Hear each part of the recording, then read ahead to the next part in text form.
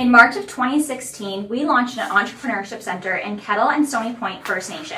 In the following years, we also launched financial literacy and entrepreneurship projects in Aamjiwnaang First Nation and Walpole Island First Nation. We never dreamt that our first few projects in 3 local First Nations would attract the attention of First Nations and Indigenous people from coast to coast. So, in 2020, we launched Project One Circle. Driven by the goals of the nations, Project One Circle is focused on land-based learning, economic development, job creation, and entrepreneurship. Their goals are our goals. Today, we would like to highlight our projects taking place in Muscadet, Mistawasisnahaywak, and Muskeg Lake First Nations. Through our needs assessment with each nation, we quickly determined food security is a pressing need. COVID-19 has only heightened this need. After a year filled with starts and stops and delays due to supply chain issues, we are finally happy to say 3 greenhouses, 3 aquaponics facilities, and a food forest will be up and running. We have laid the foundation for lasting job creation, economic development, and sustainable food security. And we did so in an environmentally responsible manner that is true to First Nations values. Our projects will supply each nation with a year-round supply of fresh fruits and vegetables. Over 540,000 pounds of food will be grown from the greenhouses, adding to the food security of each nation.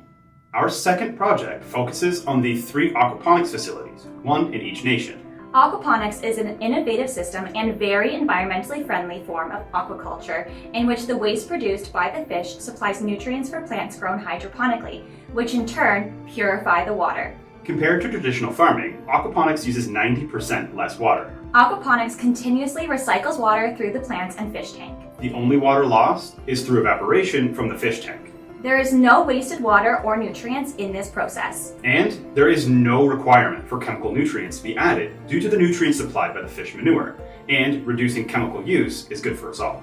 Aquaponic systems utilize the ammonia and nitrogen waste from the fish and convert the waste into nitrates. The nitrates, which are critical for plant growth, are recycled back into the plants as the plant's main nutrient source. In addition to the environmental benefits we just outlined, here are a few more. Water is never released from the aquaponic system, as it is recirculated, unlike traditional farming where chemical runoff from a farm field can pollute our waterways. Providing nutrients and an oxygen-rich environment for the roots of aquaponic plants makes them grow 3 times as fast and produces 8 times more food per acre compared to traditional farming. The facilities are biosecure, meaning there is no spreading of lethal or harmful organisms and diseases.